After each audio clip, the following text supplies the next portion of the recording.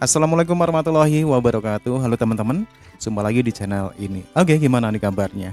Kabarnya mudah-mudahan buat teman-teman yang nonton video ini ataupun yang barusan menemukan channel ini kabarnya selalu sehat dan selalu berbahagia. Amin ya robbal alamin. Jangan lupa dukung channel ini dengan cara like juga subscribe. Oke, di kesempatan kali ini saya mau react sebuah video yang bikin kita penasaran. Ada satu buah video dengan judul "Wah, Malaysia putuskan gunakan bahasa Indonesia saja, bahasa Melayu tak laku." Ini bikin penasaran buat kita simak bareng-bareng teman-teman ya. Oke, sebelum kita berkomentar, kita akan lihat dulu videonya.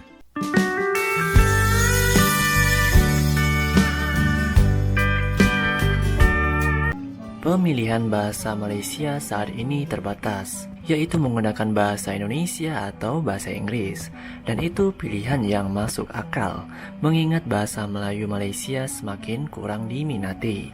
Kita ketahui bahasa Indonesia ataupun Inggris lebih dominan di Asia Tenggara. Lebih baik bagi Malaysia untuk bersikap realistis daripada memaksakan bahasa Melayu sebagai bahasa dunia. Mengingat perbedaannya dengan bahasa Indonesia dan kurangnya daya tarik global. Di sini ada cuplikan menarik dari Pak Zainal. Mari kita saksikan.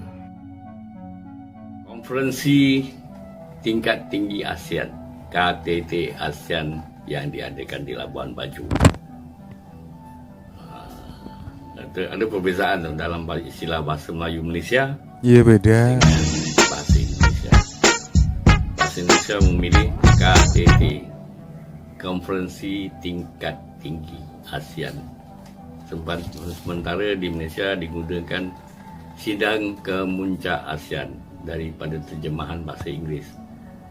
Asian Summit nanti Asian Summit 2023. Jadi kalau gunakan sidang kemuncak pun orang Indonesia faham. Tapi bagi Indonesia itu adalah sebutannya aneh ya. Lebih kecil lah. Persidangan dewan. Itu salah sedikit perbezaan antara bahasa Melayu Malaysia dengan bahasa Indonesia. Kenapa saya pilih bahasa Melayu Malaysia? Kerana bahasa Melayu ni besar, digunakan di sebahagian besar Sumatera,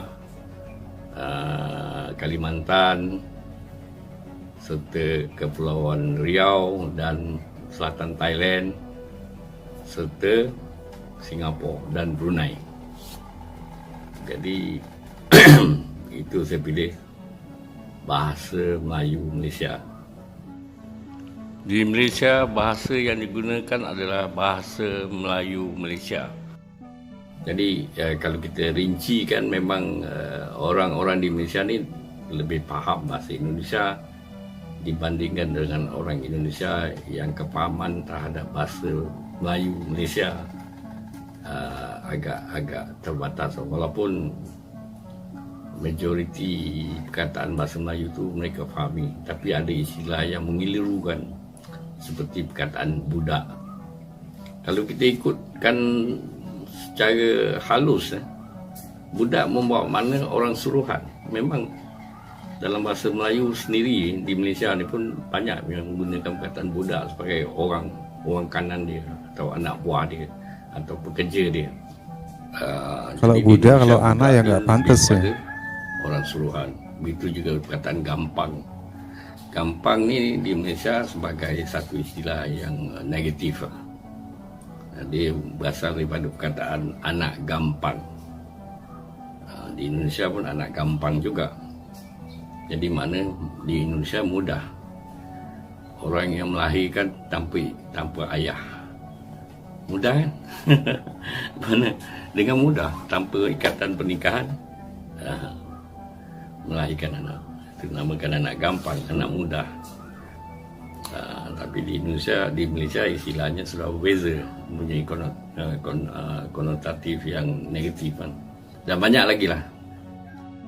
Membingungkan, apakah banyak warga Malaysia yang memahami bahasa Indonesia? Atau mungkin mereka banyak belajar dari konten berbahasa Indonesia di media sosial yang sangat melimpah? Yang pasti bagi orang Indonesia, bahasa Melayu Malaysia terasa kuno dan belum baku, bahkan membingungkan. Sebelum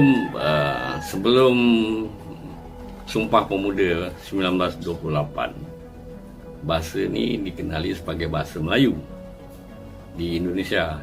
Tambahan di Jakarta, di mana orang-orang Jakarta menggunakan bahasa Betawi yang secara tidak langsung itu adalah bahasa Melayu Betawi. Kerana perbauran antara masyarakat di antara daerah di seluruh Nusantara, termasuk peranakan, termasuk orang-orang Arab, termasuk orang-orang Parsi, orang-orang yang berdagang. Jadi dalam Sumpah Pemuda tahun 1928, orang-orang yang berjuang untuk menyatukan Indonesia itu, terutama daripada Sumatera, mensyorkan bahasa Melayu sebagai bahasa perantara Indonesia lah. Tapi ditentang oleh berbagai pihak daripada luar daerah Melayu lah, terutama orang Madura lah, yang tidak senang dengan perkataan bahasa Melayu, sebab mereka sedar akan permainan politik dunia. Semasa itu dia faham, sebab pihak Barat tidak mahu kita menyatu dengan satu bahasa yang besar. Kalau boleh dijadikan seperti India, negara yang besar yang tidak punya satu bahasa yang kokoh, dan akhir sekali mereka gunakan bahasa Inggeris. Jadi mereka tidak mahu perpecahan berlaku di awal-awal pembentukan. Pak C ini nampaknya ada sedikit yang kurang paham ya.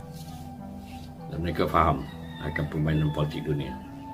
Dan hari ini kita boleh lihat di mana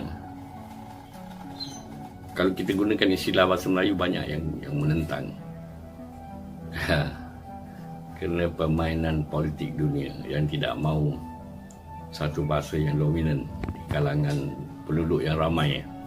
Kena berbalik kepada kepentingan ekonomi Barat. Perlu diketahui bahwa bukan hanya orang Madura ataupun Jawa, tetapi banyak suku non-Melayu juga tidak setuju dengan penggunaan nama bahasa Melayu. Penggunaan nama bahasa Indonesia tidak hanya untuk kepentingan Barat, melainkan untuk kepentingan bangsa dan negara Indonesia. Oke teman-teman ya, demikian satu ulasan dengan judul yang bikin penasaran. Wah, Malaysia memutuskan untuk memakai bahasa Indonesia. Dalam ulasan video ini kita bisa ambil poinnya adalah tentang perbedaan bahasa Indonesia yang sekarang.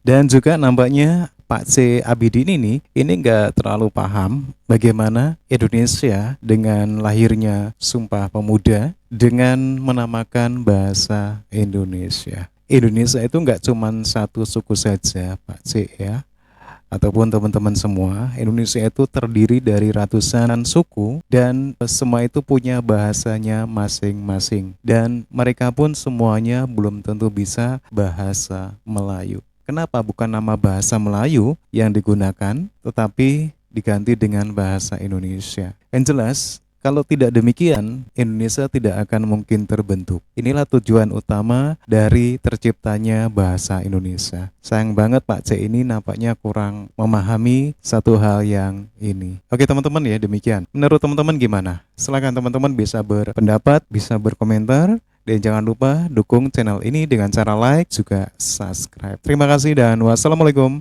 warahmatullahi wabarakatuh.